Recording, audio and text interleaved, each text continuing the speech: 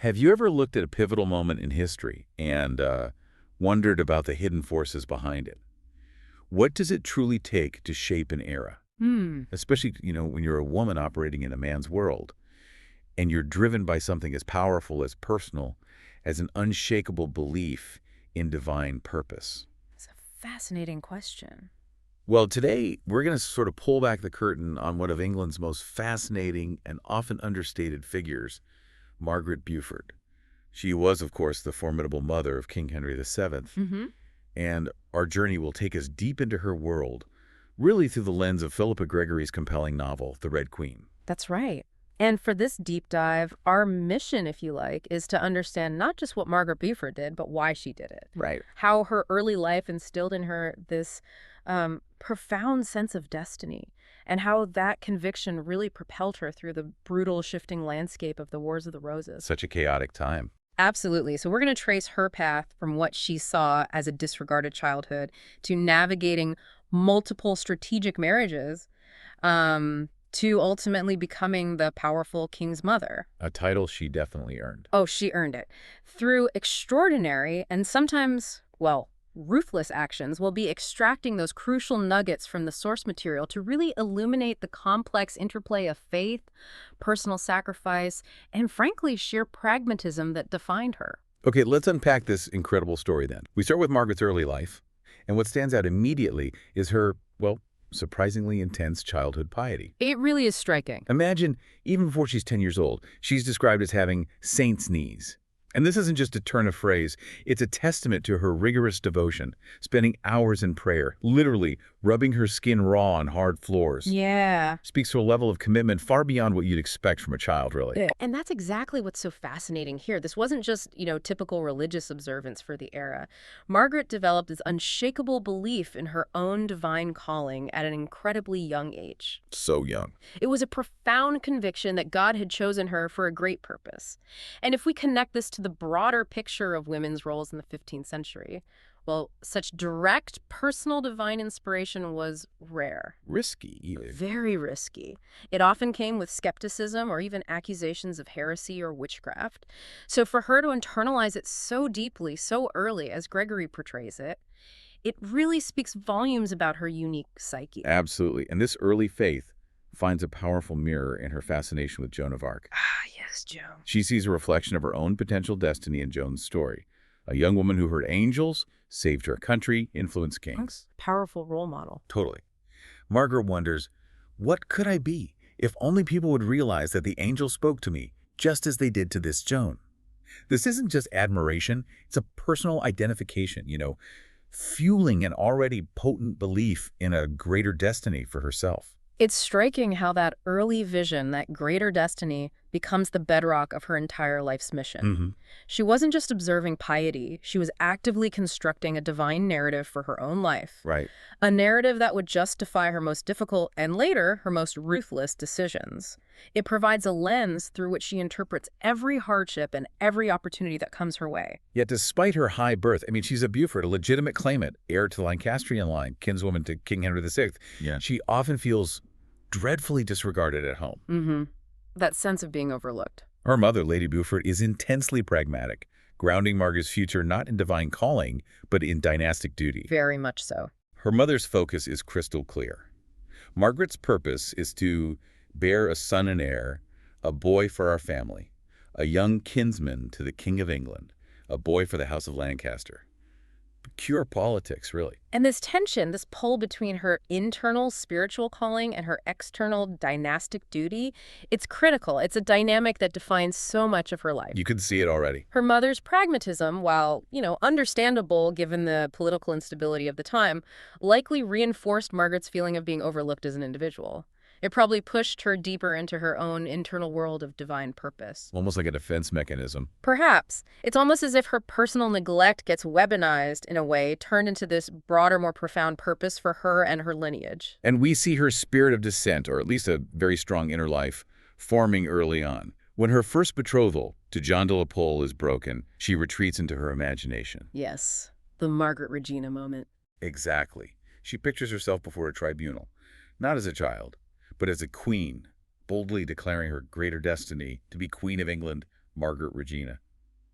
It speaks volumes about her inner world, this unwavering conviction, even if outwardly she remains obedient. That inner conviction is the engine driving everything that follows. So with that initial dream of Margaret Regina sort of simmering beneath the surface, fate takes a really dramatic turn, doesn't it? It certainly does. Here's where it gets really interesting. King Henry VI, maybe seeing the young Margaret as a strategic pawn, decides to make her a ward to his own half-brothers, Edmund and Jasper Tudor, A huge decision. which culminates in her marriage to Edmund Tudor at just 13 years old. 13. Incredible, isn't it? And her experience in desolate Wales is portrayed as a kind of martyrdom, beginning with a difficult, even painful intimacy of her marriage. She describes Edmund taking her without kindness or courtesy. A brutal start to married life. Yet she grits her teeth, determined not to hate him, and why? Because she believes hatred would make the baby malformed. This is such a pivotal moment. It just encapsulates the immense pressure and psychological burden Margaret carried.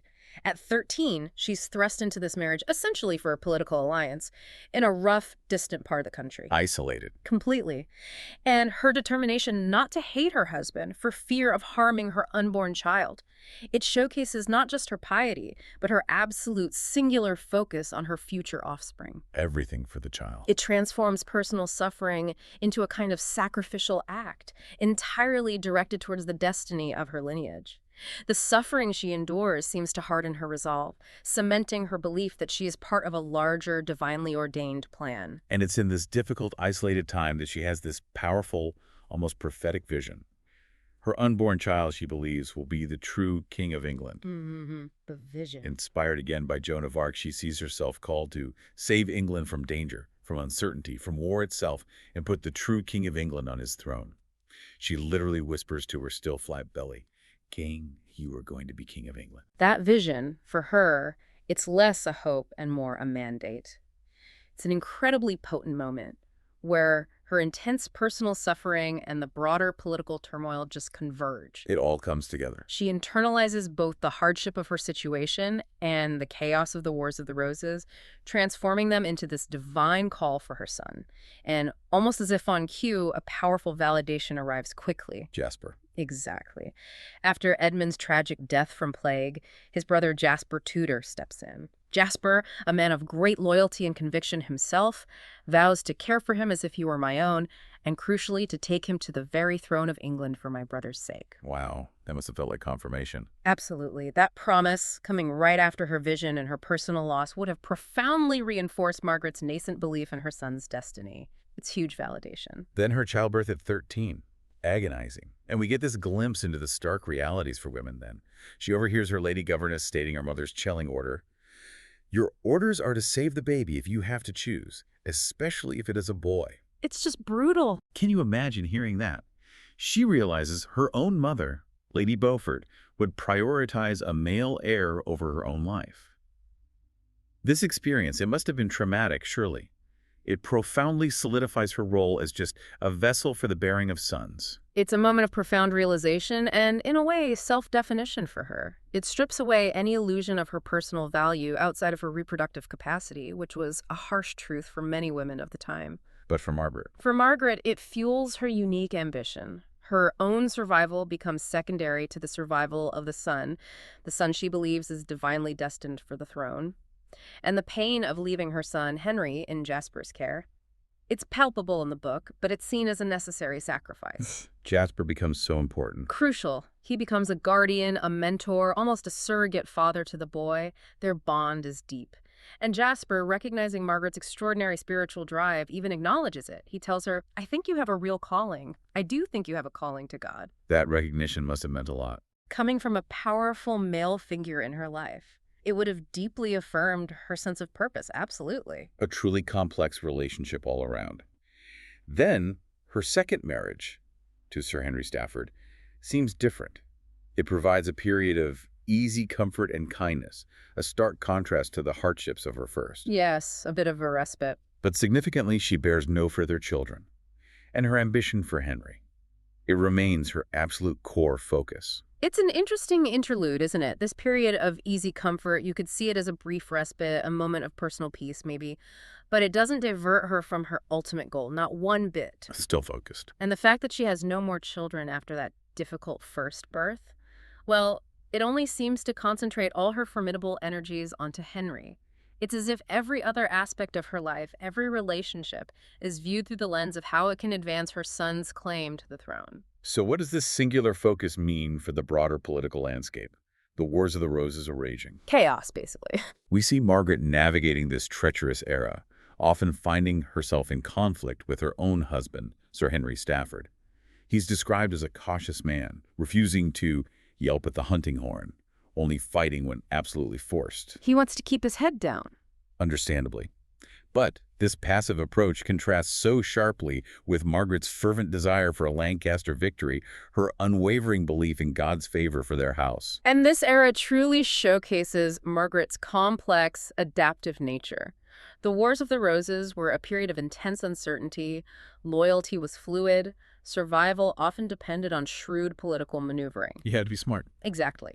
Sir Henry Stafford's caution highlights Margaret's almost reckless conviction, but she learns. She learns to mask her ambition, to adapt, becoming indispensable even to her enemies.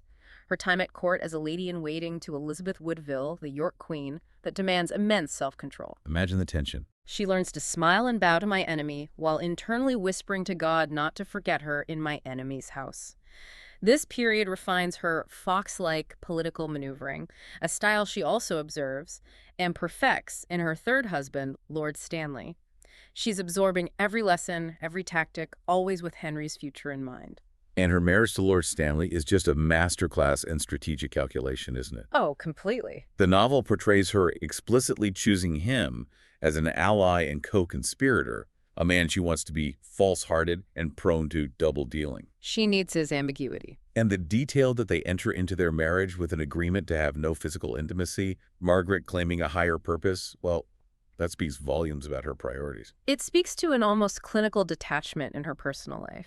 Marriage becomes a purely strategic alliance. Her higher purpose isn't just a spiritual claim, it's a flat-out statement about where her loyalties truly lie, not with a husband, but with her son's destiny. And the Stanleys were perfect for that. The Stanleys, with their reputation for calculated neutrality, are the perfect partners for her. It gives her a foothold within the York court, while she's secretly maintaining her Lancastrian ambitions. It's an incredible display of her ability to play the long game. Okay, now we arise at perhaps the most chilling, the most pivotal moment of ruthless ambition, as depicted in The Red Queen, the fate of the princes in the Tower. Yes, this is dark territory. After King Edward V's death and Richard III's controversial rise to power, Margaret sees her opportunity. Gregory portrays her playing an active, calculated role in plotting the demise of the young princes through the Duke of Buckingham's men. A direct hand in it. Her cold, clear decision, articulated as if it were just a simple, logical step, is they will have to kill them, the boys have to die. She views this, in the novel's telling, as God's will, clearing the path for her son. This is where that intersection of profound faith and ruthless pragmatism becomes starkly, chillingly clear. For Margaret, within the narrative of the novel, the princes represent an insurmountable obstacle. They block Henry's path. Completely. And the removal isn't just presented as a political necessity, but almost a divinely sanctioned act to fulfill her son's destiny. It's a chilling example of how an individual's conviction can be bent to justify horrific means, particularly when power is at stake. And Gregory acknowledges this is speculative. Oh, yes. Philippa Gregory is clear that this part is heavily speculative. Historically, the disappearance of the princes is shrouded in mystery. Many players, Richard III, Buckingham, Margaret Beaufort, even Henry Tudor himself had much to gain. Gregory's portrayal offers a compelling, if disturbing, insight into Margaret's potential mindset and the dark suspicions, the political maneuvering typical of the era. This moment truly cements her image in the book as a woman willing to do whatever it takes. Indeed. She even suspects Elizabeth Woodville of witchcraft when the initial attempt to kill the princes fails. It shows the kind of dark suspicions, the paranoia that pervaded the period. For Margaret, any setback is interpreted through that lens of divine intervention or, in this case, malevolent magic working against her plans. But the path to the throne for Henry Tudor was anything but straight, was it? Marked by setbacks, betrayals, a real testament to the volatility of the era. Absolutely not straight, full of twists. The failed Buckingham's Rebellion is a prime example. It's literally thwarted by what the novel calls the Duke of Buckingham's water, these extreme storms and floods that Margaret interprets as a witch's wind. Bad weather becomes bad magic. And her son Henry is forced back into exile, leaving Margaret unprotected and clearly guilty in the eyes of the reigning monarch, Richard III. This failure highlights the incredibly precarious position Margaret was in, and how, in that era, even natural phenomena could be interpreted as signs of divine displeasure or, as she believed, dark magic. Buckingham's rebellion was a major political gamble, and its catastrophic failure meant a severe personal cost for Margaret. Which leads to Stanley's move. Exactly. Her husband, Lord Stanley, then appears to betray her, placing her under house arrest, seizing her lands. But it wasn't simple treachery. Stanley was walking a very fine tightrope. Playing both sides. He claimed to have saved her from a traitor's death, using his position, his apparent loyalty to Richard, to actually monitor Richard's plans against Henry. This intricate web of loyalty and self-preservation was the absolute essence of survival during the Wars of the Roses. It perfectly illustrates that shifting, calculated nature of allegiance back then. But despite her confinement, Margaret's plotting continues. She's undeterred. Not at all. She manages to send instructions to Henry, even including the famous command to announce his betrothal to Elizabeth of York in Rennes Cathedral on Christmas Day. What's truly striking here is that even under house arrest, Margaret's vision and her strategic mind remained entirely active, completely undeterred. Her unwavering faith in her son's destiny, even when all the odds seemed against them, is what sustained her. That Rennes announcement was significant. Hugely significant. The instruction to announce the betrothal in Rennes Cathedral on Christmas Day, it's a powerful symbolic act. It directly echoes Joan of Arc at Reims, where French kings were crowned. Ah, the Joan connection again. Exactly. It's a public declaration of Henry's legitimate claim, a deliberate act of historical parallel to legitimize his cause, and frankly, a testament to Margaret's mastery of propaganda, even from a distance. It's a calculated risk, but one she felt empowered to take because of her absolute belief. The final decisive push then arrives, with Henry Tudor's landing in Wales.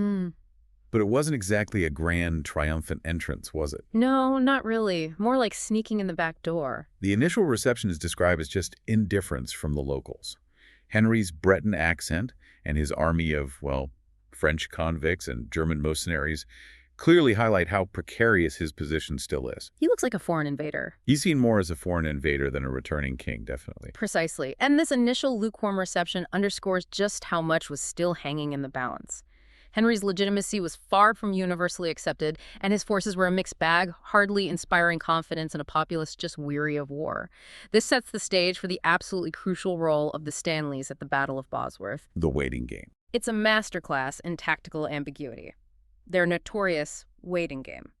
Lord Stanley, remember, has to protect his own son, who Richard III is holding hostage.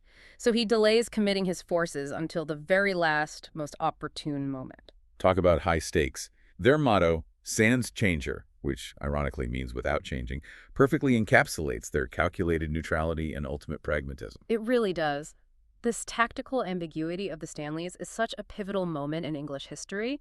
It showcases how self-preservation and perceived advantage dictated loyalties during these uncertain times, much more than any fixed allegiance. It wasn't about ideals, it was about winning. Pretty much. Yeah. If we connect this to the bigger picture, it emphasizes how many powerful players were involved and how the outcome of entire dynasties could pivot on the calculated decisions of just a few key individuals waiting for that opportune moment to shift the balance. It was a chaotic, dangerous game, and the Stanleys, well, they truly excelled at it. And then the climax, the Battle of Bosworth. Richard III is killed. Henry Tudor emerges victorious after decades of relentless struggle, cunning, unshakable faith. Margaret's reaction is one of triumphant vindication. The ultimate payoff. She feels an immediate sense that everything will be commanded by me. Gregory portrays her even sharing a violent, almost conspiratorial wink with Christ the Lord, acknowledging his part in her plan, and signs herself, finally, Margaret Regina. It's the ultimate culmination of a life's work, isn't it? A profound personal triumph intertwined with a monumental historical event. That wink, it symbolizes her absolute conviction that her efforts were divinely ordained, that she was merely God's instrument in bringing forth the true king. It's a powerful ending to her personal narrative, where her lifelong dream, her internal destiny, is finally realized on the grandest stage. So we've followed Margaret Beaufort through a life truly defined by this unwavering faith and, let's face it, fierce ambition. From a child with saint's knees dreaming of being the next Joan of Arc to a political mastermind, ordering the death of princes in Gregory's account and ultimately seeing her son crowned king. Her journey is a testament to the sheer, relentless power of conviction, however absolute. Margaret's story, as told in The Red Queen, it really reminds us that history is often shaped by individuals with incredibly complex, sometimes contradictory motivations. Her life raises a powerful question for us all, I think. When does unshakable belief in a divine calling cross the line into ruthless pragmatism? Where did that lie? Exactly. And can the ends truly justify the means in the relentless pursuit of power, especially when those means are so morally ambiguous? Philippa Gregory herself describes Margaret as a woman who triumphed in the material world and tried at the same time to serve God, noting importantly that some parts of the novel are history, some speculation, and some fiction, particularly around those most contested events, like the prince's deaths, where, as we said, multiple claimants, Richard III, Buckingham, Margaret Beaufort, her son, all had so much to gain. It leaves you to ponder, doesn't it? How much of our own destiny is shaped by our earliest, deepest convictions? And what are we truly willing to do or sacrifice to see them fulfilled? What to you truly defines the line between ambition and ruthlessness?